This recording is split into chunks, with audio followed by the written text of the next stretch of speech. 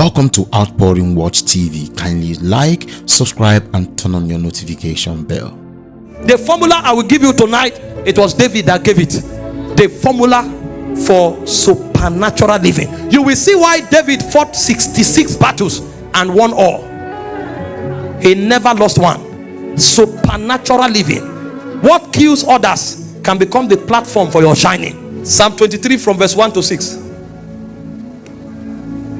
He said, the Lord is my shepherd, I shall not want. He maketh me to lie down in green pastures.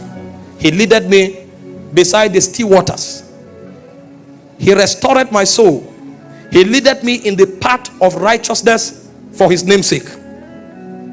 Yea, though I walk. Now he has explained something from verse 1 to 3. He's now showing you the excellency of what he explained. He said, yea, though I walk. This is where others die, through the valley of the shadow of death. So where men die, he doesn't die there. He said, I fear no evil, for thou art with me. He said, thy rod and thy staff. There is a power that appears when he goes to where men faint. Suddenly the rod and the staff appears there. He said, they comfort me. So in the place where men die, David enjoys comfort and solace. And he went further. He said, thou preparest a table before me in the presence of my enemies. So David's reign is stronger when his enemies are around. It's called supernatural living. His enemies don't have to die for him to reign. While they are yet there, that's where he feasts and banquets in the presence of his enemies. And he said that is where he's anointed with fresh oil. So when David wants to transfigure and metamorphose into higher dimensions, go and bring war. It is in war that the propensities of David comes alive. David can be normal when he's at home, but bring him to war. Suddenly you hear the Lord teaches my hands to fight and my fingers to war. He said, by my God, I ran through a troop. One man can charge at an army. I ran through a troop, and every hindrance that stops men, that's not David. He said, I leap over a wall. There's nothing that can stop the man. He became like an immortal entity, but there is a secret that he knows. Thou anointest my head with fresh oil. And he said, my cup runneth over. And he summarized it and said, surely I know there is drought, I know there is famine, I know there is pain, but surely this is not by fluke. It can be repeated. I have mastered it. This is not something that happens once in a while. Surely he's giving you an assurance of a consistency in a possibility that is not normal. Surely he said, for me, goodness and mercies shall follow me. And in case you think it's because I'm a young man, he said, no, all the days of my life, whether I am young or old, it doesn't matter. All the days of my life. And he said, I will dwell in the house of the Lord forever and ever. No wonder when the man finished, the Bible says, when David finished serving his generation according to the will of the Father, he rested. Even in death, he was resting, because of what he found. And so every one of us who want to live supernaturally must find it. I've told you before, don't live your life at the mercy of men. Men are wicked. In Isaiah chapter 60 from verse 1, he said, arise, shine, for your light is come, and the glory of the Lord is lifted upon thee. He said, for darkness shall cover the earth. So the whole earth is the dark places of the earth. That means there is cruelty everywhere on earth. If you find a man defiling it, there is something he knows. And tonight, as God helps us very quickly, in 15 minutes, I'll just list them so that I can make some declaration. Somebody will know what David knew that made David a wonder to his generation. 6 things that forms the protocol of supernatural living. Number 1 is trust in God. I am telling you, the way the systems of the world are designed is to make you shift your confidence from God and put it on the government. Shift your confidence from God and put it on an institution. Shift your confidence from God and put it on a man. But these things has already been completed in the spirit. The Bible says, woe unto the man that putteth his trust in the arm of flesh. It said that will fail you. The arm of flesh will fail you. There are many persons today, they believe in governments of nations. They believe in systems and organizations. They believe in men. And the devil just looks at them and laughs. What they don't know is that there's a timetable already. The reason it looks as if they are prospering is because their own evil day have not come. Is the day your evil day comes that you will see that what you call 15 years, 20 years prosperity was a mirage. The devil just allow you to think that you have arrived. Then he will sweep you off overnight. The only assurance for living and living victoriously all your life is when the place of God is uncontestable. David was a king. Hope you know, in the era of David, a king is the owner of the whole land. So everything you have, even the one in your house, belongs to the king. He can take it from you if he chooses. That's how powerful kings are. And David was not just a king. David was a warrior that fought 66 battles and won all. But David is speaking, and he didn't say, I have experience. He didn't say, I have a throne. He didn't say, I am skillful. He said, the Lord is my shepherd. Even me, the king that wins all my battles, there is a higher king that protects me. And you are here on a job that pays you some peanuts, and you put your confidence on that job. You put your confidence on that your small company because you think you have bought a car and a land from there. The day hell breaks loose, you will be shocked how weak what you have trusted in is. Jesus was teaching, and he said, blessed is a man that builds his house upon the rock. And the reason that man is blessed is because a day is coming when the storms will arrive. That the storms have not yet come does not mean they won't come. Surely everybody on earth will collide with the storms. He said, when the storms come and the wind beat against it boisterously, he said, the one who builds on the rock will stand. Who is the rock? Is the Lord. David knew the secret. Christ, the solid rock. That's the one to stand upon. That's the one to build life on. That's the one to anchor our confidence on. If God becomes your source and your full trust is in him, three things stand out. Number one, you will realize that God is faithful. Everybody who trusts God, God will always show him that he is faithful. That's one dimension of God that is not available for everybody. It's only available to those who trust him. And God being faithful means three things out of many others. Number one, when you depend on God, God can die to see that you live. Hope you know God does not die. But because he wants to save man, he became man and died. To show you the extent God can go to save you. God can give up his glory. God can give up his power. God can give up his throne. God can give up his divinity to save you. That's what the Bible said in Philippians chapter 2 from verse 5. It said Jesus, although equal with God, stripped himself of divinity. So God can even forgo what makes him God in order to save the one who trusts him. That's what faithfulness means. In John chapter 10 verse 11, Jesus was speaking, calling himself the good shepherd. And he said, the good shepherd lays down his life for the sheep. Wait until there is a crisis and see how your company will deny you. Before I stopped watching football, one thing I learned was the fact that no system in this world is dependable. When you are shining, you are a star. If you are coming to the stadium, all the fans are wearing your jersey. They carry placards and drawings of your face. Everybody is singing your name. When match is over, coach puts his hand on your shoulder, and then suddenly you get an injury. And then you will go to the bench. When you now recover, another player have replaced you, and the player is doing well. Coach will now walk into stadium, and you are sitting here, it's looking like this. You will look at coach, coach will look away. You will sit there until you will lose form. When you now lose form, time comes to renew contract. Then they will say, the new strategy the club is using now, you can't fit in. You that they were singing your praise, suddenly you can't fit in. And then the club will abandon you. Many have fallen out of their career because the club abandoned them.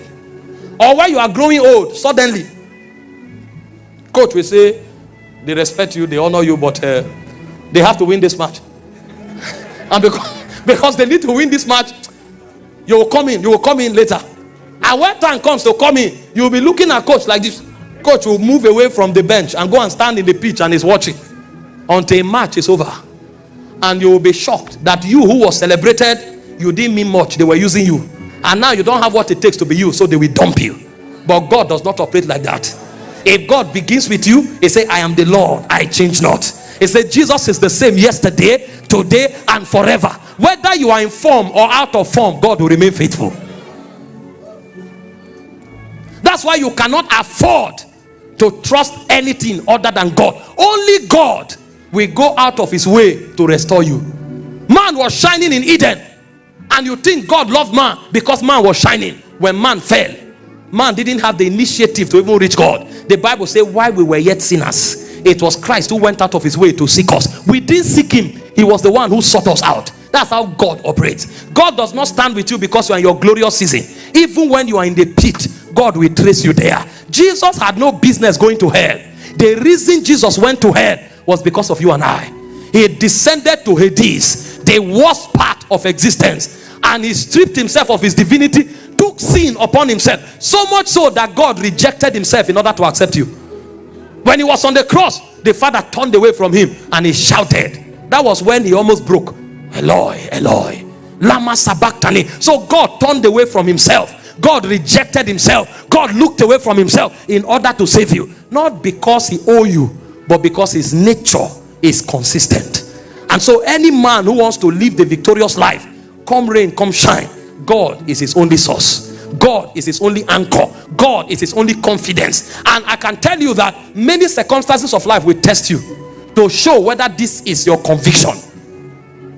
It's not a story you sing, a song you sing. It's a conviction you sustain. And so when you find a man that has made God his anchor, that man will never compromise. The lack of compromise is the first indicator of conviction that God is your anchor. The second reason why God is faithful is because God has the capacity to deliver. There are many people who will not change their mind concerning you, but the many challenges you have, they don't have the capacity to deliver. So even if they die for you, they can't save you. So God is not just consistent enough to die for you. He has the capacity to deliver. He can answer all your problems and questions. In Philippians 4:19, Paul said, my God shall supply all your needs. So there is no need you have that God has no capacity to supply. And finally, the reason God is faithful is because God changes not, and he cannot lie. If he has said it, you can bank on it with your life. In Numbers 23 verse 9, we saw a very interesting story.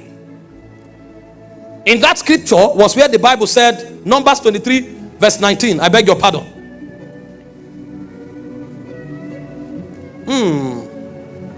It said, God is not a man that he should lie, neither is he the son of man that he should repent. He said, has he said a thing and shall he not do it? Or has he spoken and shall he not make it good? So he's telling you about the capacity of God, not just to be consistent, but his inability to deny himself when it has to do with his faithfulness towards you. And you need to understand the context in which this was said. If you read from verse 15, the Bible told us a story of a man called Balaam. The Bible said, if he curses you, you are cursed, and if he blesses you, you are blessed. And so Balak, the son of Zippor, went to hire him to curse Israel so that he would destroy them. And the man tried many times. God's faithfulness remained. Israel was not praying. Israel was not even aware that they were planning to kill them. They were feasting and enjoying, but God was fighting their battles. Because when he said he will protect them, whether they are faithful or they are not faithful, he will not deny himself. Somewhere, somehow, God will bring intervention in order to restore them. God is faithful because he's not a man. He does not lie. And so the first reason why God must become your anchor is because God is faithful. The second reason why God must become your anchor is because God is merciful. There are many people who have all the capacity to save you, but the problem is that they are too legalistic. And so when you fail, they will look at you in the face and say, it's not part of the contract. They will follow the contract to the latter, and so you will perish, but they have no sympathy. But when it comes to God, in James chapter 2 verse 13, he said mercy prevails over judgment. He said, if it is for his mercies that we are not consumed, for his compassion faileth not. And so many times we violated the covenant. Many times we failed on the agreement, and when God looks at us, we are supposed to die, but God will now invent a strategy of saving us. Look at the case of Adam. When Adam fell, he was supposed to be destroyed, he went and covered himself with fig leaves. And God knows that his righteous nature has already activated his wrath. So if he sees Adam, he will destroy him. So before God met Adam, God went and killed an animal, because God also knows that in God is a technology of atonement. And so if I meet this man, I will kill him. In order not to kill him, before God saw the man, God went and took the labor, killed an animal, and carried the blood, covered his face, and used the skin to cover the man. So when he looks at the man, he's looking at the blood. So mercy counterbalanced wrath so that man can be saved. That's how God works. Is it that your company, that something goes wrong, they say, where is your job description? And they start dealing with you as if you were not the people who were smiling 2 weeks ago that you want to build your life on? Is it that your friend that will go back tomorrow and gossip you to somebody and say, look at him, we were together yesterday, now he feels he's a big man, and betray you, and you are buried, and he looks at you to the face and say, I can't help? Is that the person you want to build your confidence in? You will fail 1,000 times. When it has to do with God, even when you violate the contract, his mercy won't let him rest. When he goes to sleep, mercy will say no. Mercy will say no. Mercy will say no. So by all means, God will start creating another system of salvation to restore you even when you are not aware. This is why David made God his anchor. Look at the life of David. How many times the man failed? He made king-size errors that should destroy him. But there was something in God that David found. He found that God is a merciful God. The third reason why God is eternally faithful is because God is Father. No matter what you do, when God looks at you, he sees himself in you, and he can never deny himself. Your company is not your father. Your job is not your father. Your government is not your father. You are different entities from different places with different essence. But when God looks at you, he sees you as an extension of himself. When Jesus told the story of the prodigal son was coming cooked with stories to come and manipulate his father. But before he ever uttered anything, the Bible said the father left where he sat, ran to him. This guy no longer has an inheritance. Hope you know that he collected his inheritance and squandered it. If God gives him any other, if the father gave him any inheritance, he would have been taken from that of the second son. So what the father did was to exchange his place with the boy. That's why he gave him his own sandals. He gave him his ring. He gave him his garment. So what the father did was to allow the boy take his place, and he had nothing. He took the place of the boy. That is the extent to which the fatherhood of God can compare him. If God has to give up his place in order to save you, God will do it, because he is Father. He sees you as an extension of himself. And when David caught this, David knew that it would be impossible for him to fail in life, because his God is faithful. And because he knew that, he put his military experience aside. He put his kingship aside. Hope you know, David had the most loyal soldiers that has ever existed. The Bible said David desired to drink water from the well that was in the sepulchre of Rachel by the camp, the garrison of the Philistine. And he said 3 men, the moment they heard that David wanted to drink water, they jeopardized their lives and went to get him what he wanted. David could not even drink it. He poured it out because he said, this is their blood. That's the level of loyal men David had, but he didn't put his confidence in them. David saw the highest level of loyalty, yet he said, the Lord is my shepherd, I shall not want. We are too quick to put our trust in men, to put our trust in things. That's why our lives come wrecking when the chips are down. The first protocol for supernatural living is to make only God your source, only God your confidence, only God your anchor. Are you following? You need to make this decision and be deliberate about it. No matter what a man promise you, brothers and sisters, relate with him with the highest level of diplomacy, but let your trust belong to God only. And show it by your worship. Show it by your loyalty. Show it by honoring him. It's not just something you talk about. It's something that informs your everyday action. Some people say God is their trust and they can't worship him. They can't seek him when they have issues. There's a problem. The next thing, they start calling all the major people on their contacts. Some even stand. The slightest challenge, they say, do you know who I am? That do you know who I am is not them, it's who they know. And they say, all right, just give me 5 minutes. I'm calling the IG of police. The day the IG of police becomes IG, you will be surprised. You will be surprised. No matter who you know, he's not your God. When there is an issue, give me a moment. Father, in the name of Jesus. Although the enemy comes in like a flood, but the Spirit of the Lord shall lift up his standard against them. Oh, my enemies have ganged up against me. They said there is no hope for me, but thou, O Lord, are a shield for me, my glory, and the lifter up of my head. See, this is how you win in life. If you put your trust in things and men, you will die miserably in this life. Ask those who are elders here. They will tell you there is nobody on earth who cannot betray you. In our short lives, we have seen that husbands have betrayed wives. We have seen that wives have betrayed husbands. We have seen that parents have betrayed children, and we have seen that children have betrayed parents. The reason you can be sure your family will stand is because God is there keeping it. Not because your children are reasonable, not because your wife is reasonable, not because your husband is reasonable. Your trust is in God, and it is God alone that can do it. If you know this, your life will take a supernatural turn, because God will not deny himself. God can leave 1 million people and intervene in the life of one man. 1 million people. Because the one who trusts him, he is obsessed about that one. Thank you for watching this video. Kindly watch the video that is being recommended on your screen, and see you in the next one.